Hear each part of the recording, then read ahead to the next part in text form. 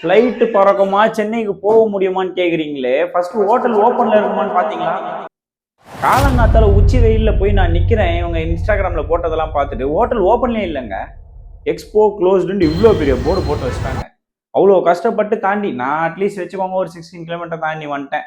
அவன் ஆசைப்பட்டு அவ்வளோ ஊர்லேருந்து வந்தவன்லாம் என்னங்க பண்ணியிருப்பான்? மார்க்கெட்டிங்காக வீடியோ போட முடியுதுல்ல. அப்போ இந்த மாதிரி எக்ஸ்போ இல்லைங்கிறதுக்காக ஒரு வீடியோ போடணுமா இல்லையாங்க?